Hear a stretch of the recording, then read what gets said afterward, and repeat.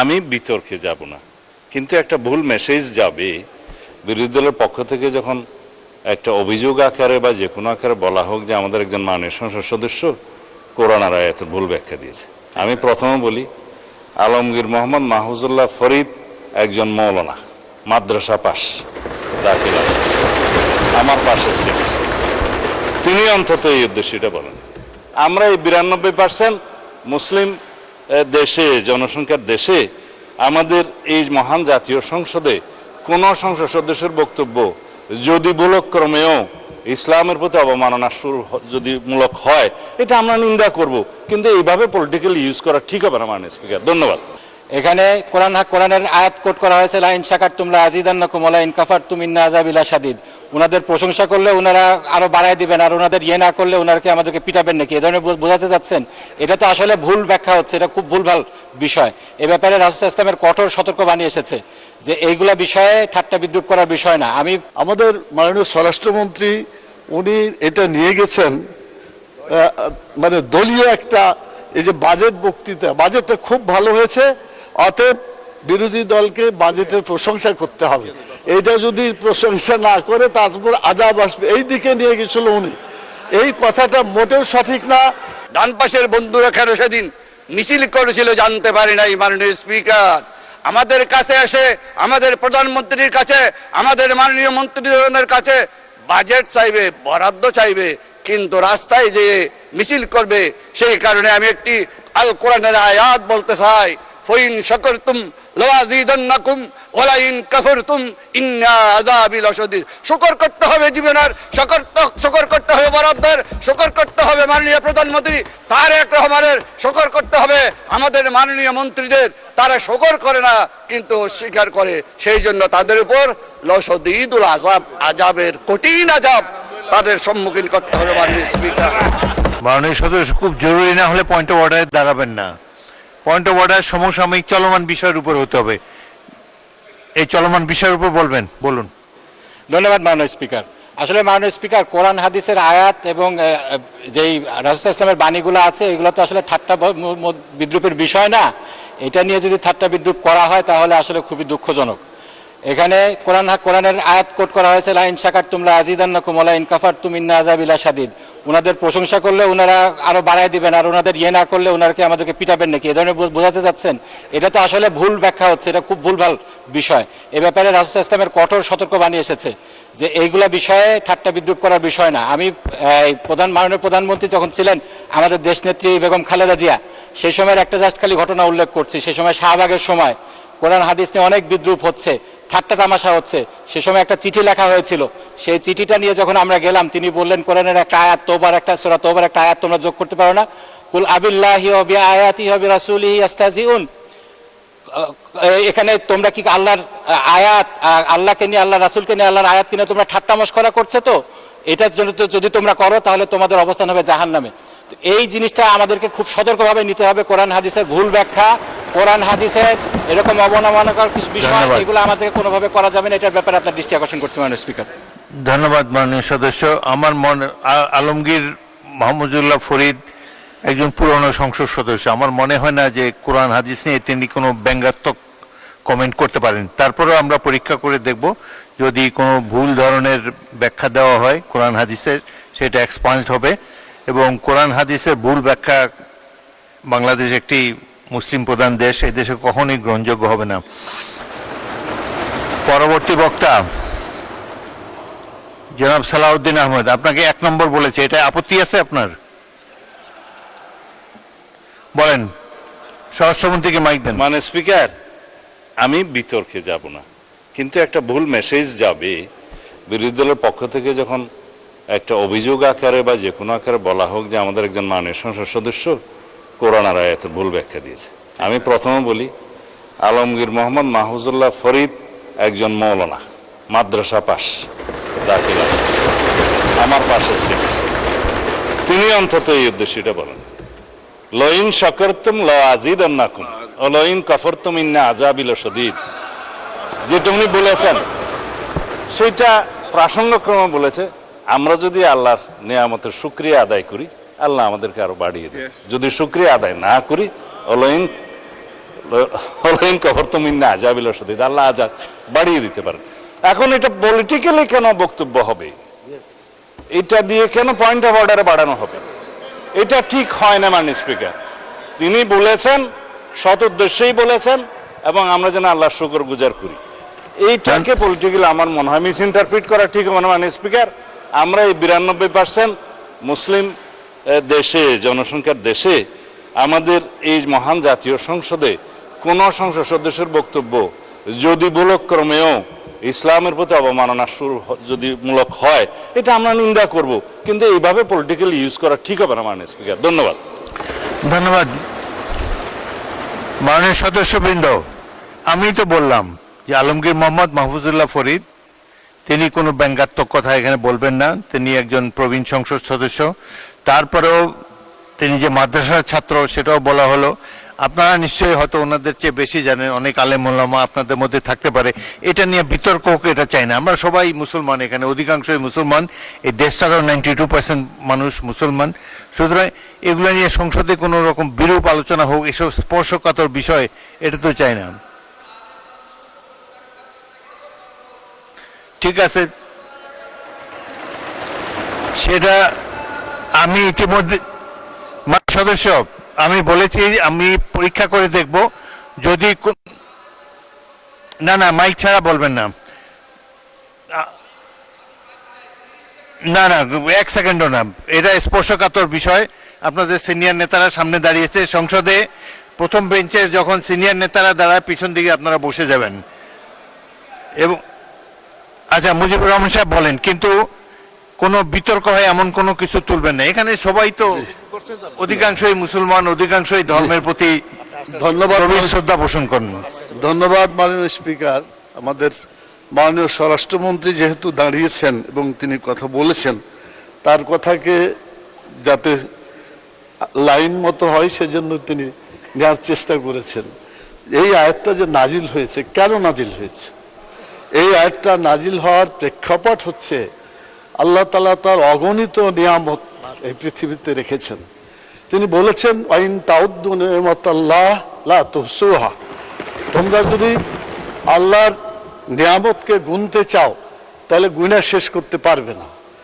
যারা আল্লাহর এই দুনিয়ায় আল্লাহর নিয়ামত ভোগ করছে, আমি কথা বলছি, এটা আল্লাহ আমাকে একটা নিয়ামত দিয়েছেন, অতএব আমার মুখ দিয়ে আল্লাহর বিরুদ্ধে কোনো কথা আমি বলতে পারি না। আমাকে যে শক্তি আল্লাহ দিয়েছেন, এই শক্তি দিয়ে আল্লাহর বিধিবিধানের পক্ষে আমাকে কথা বলতে। ধন্যবাদ। মানুষ শেষ করি, 1 মিনিট শেষ হবে। আমাদের মাননীয় স্বরাষ্ট্রমন্ত্রী উনি এটা নিয়ে গেছেন মানে দলীয় একটা, এই যে বাজেট বক্তৃতা, বাজেটটা খুব ভালো হয়েছে, অতএব বিরোধী দলকে বাজেটের প্রশংসা করতে হবে। এইটা যদি প্রশংসা না করে তারপর আজাব আসবে, এই দিকে নিয়ে গেছিল উনি। এই কথাটা মোটেও সঠিক না।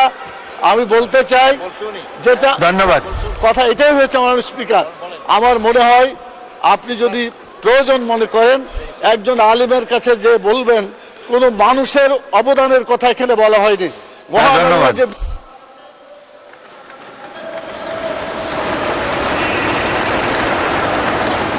ধন্যবাদ মাননীয় সদস্য বসুন।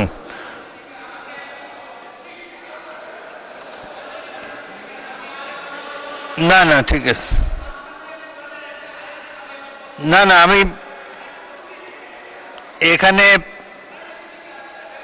এখানে মাদ্রাসা পড়ার, মাদ্রাসা শিক্ষায় শিক্ষিত আলেম অনেক বেশি আছে এখানে এই দিকের চাইতে, সেটা তো আমরা স্বীকার করে নিয়েছি।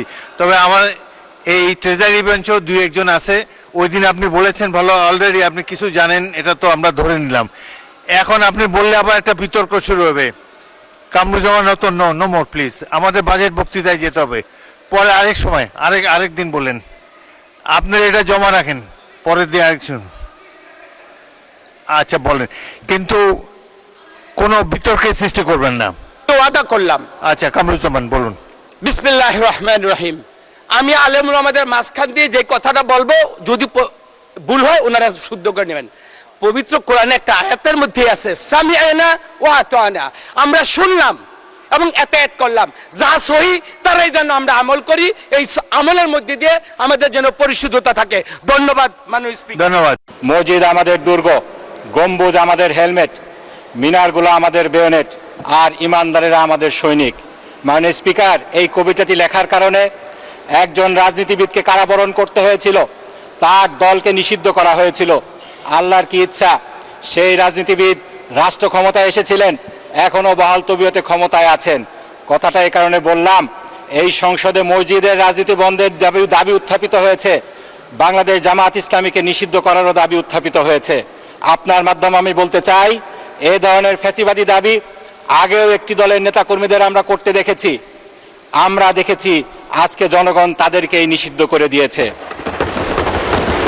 যাক, বাজেটের প্রসঙ্গে ফিরে আসি। মাননীয় স্পিকার, এই যে আমরা সংসদ সদস্যরা বাজেট নিয়ে আলোচনা করছি, বিতর্ক করছি, বাস্তবে এই বাজেট নিয়ে আমাদের অংশগ্রহণ কতটুকু? আমাদের মতো সংসদীয় গণতন্ত্র যে সমস্ত দেশে আছে, আপনি নিজেও জানেন, আপনি যুক্তরাজ্যে দীর্ঘদিন ছিলেন, সে সমস্ত দেশে বাজেট প্রণয়নের ক্ষেত্রে সংসদ সদস্যদের অনেক বেশি সম্পৃক্ততা থাকে। যুক্তরাজ্যে অর্থ বিল সংসদে আসার আগে স্থায়ী কমিটিতে পরীক্ষা নিরীক্ষা হয়, তারপরে এটাকে ফ্লোরে আনা হয়। অন্য অনেক দেশে সাধারণ আলোচনার পরে বাজেটের বিভিন্ন বিষয়গুলা মন্ত্রণালয়গুলোতে, স্থায়ী কমিটিগুলোতে পাঠানো হয়, সেখানে বিস্তারিত পর্যালোচনা শেষে এটাকে পুনরায় সংসদে এনে পাশ করা হয়। অথচ আমাদের দেশে বাজেট প্রণয়ন কারা করেন? আপনারা করেন। আমরা নির্বাচিত সংসদ সদস্যরা এটা করি না। আমাদের সংসদ সদস্যদের ভূমিকা এখানে সীমাবদ্ধ থাকে কয়েক মিনিটের গলাবাজিতে। মাননীয় স্পিকার, আমাদের এই বাজেট প্রণয়নের ক্ষেত্রে আমাদের ভূমিকা যে সীমিত শুধু সেটাই নয়, একই সাথে এই বাজেটের উপরে যেই বই ও বিলের কপিগুলো আমাদেরকে দেয়া হয়েছে, আমরা তার কতটুকু পড়ার প্রয়োজনীয়তা অনুভব করি। মাননীয় স্পিকার, প্রাক্তন অর্থমন্ত্রী সাইফুর রহমানকে নাকি জিজ্ঞেস করা হয়েছিল বাজেটের যে ডকুমেন্টগুলো দেয়া হয় তার তিনি কতটুকু পড়েন, তিনি নাকি বলেছিলেন মাত্র 18% পড়েন। আমাদেরকে 17টি বই দেওয়া হয়েছে। মাননীয় স্পিকার, প্রায় 4046 পৃষ্ঠা। একটি বই সাস্টেনেবল ডেভেলপমেন্টের উপরে যে বইটি দেওয়া হয়েছে, সেখানে পিছনে একটা QR কোড দিয়ে সংযুক্তিগুলা অন্য আরো ডকুমেন্ট বলা হয়েছে অনলাইন থেকে পড়া যাবে। এই যে ডকুমেন্টগুলা আমরা পড়িও না, পড়ারও প্রয়োজনীয় অনুভব করি না, কারণ এই বাজেট আমরা প্রণয়ন করি না। আমাদের ভূমিকা শুধু বাজেট পাশ করা, রবার স্ট্যাম্পের মতো। আমাদেরকে যদি সত্যিকার অর্থে সংসদীয় গণতন্ত্রকে প্রতিষ্ঠা করতে হয়, তাহলে আমাদেরকে এই সংস্কৃতির পরিবর্তন করতে হবে। মাননীয় স্পিকার, বাজেট প্রণয়নে সংসদ সদস্যদেরকে সম্পৃক্ত করতে হবে, আইন করে মন্ত্রণালয় সংক্রান্ত স্থায়ী কমিটিগুলোতে এই বাজেট নিয়ে পর্যালোচনার ব্যবস্থা করতে হবে। মাননীয় স্পিকার, সরকার দলীয় সংসদ সদস্যরা বলছেন এই বাজেট নাকি যুগান্তরকারী। আসলে কি সিরিয়াসলি মাননীয় স্পিকার, গত এক দশকের বাজেটগুলো যদি আমরা পর্যালোচনা করি তাহলে কি দেখব? কিছু সংখ্যা এবং ভাষাগত পরিবর্তন ছাড়া কাঠামোগত কোনো বড় পরিবর্তন কি আসলেও হয়েছে? হয়নি। মাননীয় স্পিকার, আমি দুঃখের সাথে সেজন্য বলছি, এই বাজেটও পূর্ববর্তী বছরের বাজেটগুলোর মতো গতানুগতিক, শুভঙ্করের ফাঁকি, গণবিরোধী এবং আগামী বছরের লুটপাটের পরিকল্পনা। মাননীয় স্পিকার, আমি প্রত্যেকটা পয়েন্ট উদাহরণ দিয়ে বুঝিয়ে দিব কিভাবে শুভঙ্করের ফাঁকি। মাননীয় স্পিকার, বলা হচ্ছে ইতিহাসের সবচেয়ে বড় বাজেট। আসলেই কি মাননীয় স্পিকার, 1972 সালে আমাদের বাজেটের পরিমাণ ছিল 786 কোটি টাকা। সে সময় বলা হয়েছিল যেহেতু এটা বিসমিল্লাহ রিপ্রেজেন্ট করে, সেজন্য বরকতের জন্য রাখা হয়েছিল। এটা বিসমিল্লাহকে রিপ্রেজেন্ট করে না, সেটা ডিফারেন্ট ইস্যু। মাননীয় স্পিকার, কিন্তু সে সময় স্বর্ণের ভরি কত ছিল? 160 থেকে 170 টাকা। সেটা আজকে বেড়ে 1400 গুণ বেড়ে হয়েছে 2,42,000 টাকা। সেই তুলনায় বাজেট কতটুকু বেড়েছে? 1200 গুণ বেড়ে হয়েছে 9,38,000 টাকা, 38,000 কোটি টাকা। সুতরাং মুদ্রাস্ফীতি হিসাব করলে বাজেটের পরিমাণ সেরকম বাড়েনি। এই বাজেটকে তাই সবচেয়ে বড় বাজেট বলা যাবে না, তবে এই বাজেটকে বলা যাবে সবচেয়ে বড় ঘাটতি বাজেট, সবচেয়ে বেশি ঋণ নির্ভর বাজেট। মাননীয় স্পিকার, ঋণের ক্ষেত্রে বলা হচ্ছে এই ঋণের টাকা নাকি উচ্চ রিটার্ন সমৃদ্ধ খাতে বিনিয়োগ করা হবে।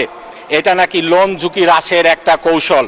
মাননীয় স্পিকার, অর্ধেকের বেশি অর্থাৎ 1,12,000 কোটি টাকা লোন নেওয়া হবে দেশীয় ব্যাংক থেকে।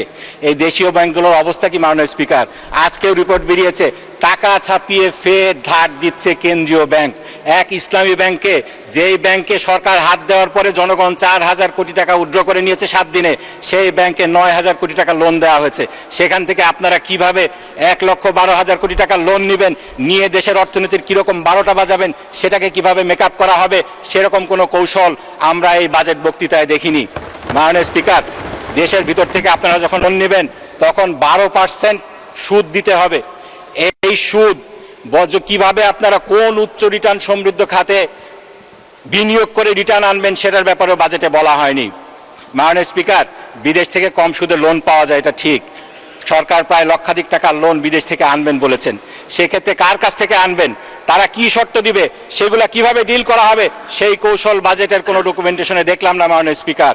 লোন দেয় বিশ্বব্যাংক, লোন দেয় IMF, কিন্তু তাদের শর্তগুলো মানলে সরকার কি জ্বালানি খাতে ভর্তুকি দিতে পারবে, সরকার কি কৃষি খাতে ভর্তুকি দিতে পারবে, মুদ্রাস্ফীতির উপর নিয়ন্ত্রণ করতে পারবে? পারবে না মাননীয় স্পিকার। এই কারণে এই বাজেট শুধু শুভঙ্করের ফাঁকি নয়, এই বাজেট অপরিকল্পিত, অস্বচ্ছ এবং বাস্তবায়ন অযোগ্যও বটে। মাননীয় স্পিকার, অর্থমন্ত্রী যখন কর ছাড়ের ব্যাপারে বলছিলেন তখন আমাদের ট্রেজারি বেঞ্চের সদস্যগণ মুহুর্মুহু টেবিল চাপছিলেন, কিন্তু যখন ভ্যাটের উপরে আলোচনা করলেন সঙ্গত কারণেই সেই করতালিতে ভাটা পড়ে।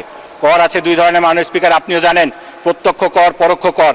আমাদের 18 কোটি লোকের দেশে প্রত্যক্ষ কর দেন মাত্র 24 লক্ষ মানুষ, কিন্তু পরোক্ষ কর সেই ভ্যাটটা আমাদের আপামর জনসাধারণ দেন। এক্ষেত্রে একজন গরিব মানুষে যেই পরিমাণ ভ্যাট দেন, দরিদ্র মানুষে একই পরিমাণ ভ্যাট দেন। আমাদের দেশের ভিক্ষুকেরা চাল ডাল নুন তেল কিনতে যে পরিমাণ ভ্যাট দেন, একজন কোটিপতিও একই পরিমাণে ভ্যাট দেন। তাহলে এই বাজেট গরিব বান্ধব হলো কিভাবে মাননীয় স্পিকার? আপনারা ভ্যাটের আওতা বাড়িয়েছেন, আপনারা গ্যাস সিলিন্ডার সহ 20টি আইটেমের উপর ভ্যাটের আওতা বাড়িয়েছেন। মাননীয় স্পিকার, অনেক কার্ডই তো দিচ্ছে সরকার, ভ্যাট মৌকুফের একটা কার্ড যদি গরিবদের জন্য দিত, গরিবদের অনেক উপকার হতো মাননীয় স্পিকার।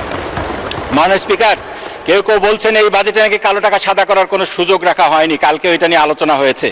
আমরা যে বাজেট ডকুমেন্টগুলো পড়ি না পড়েই বক্তৃতা দেই, তার এটা একটা প্রকৃষ্ট উদাহরণ।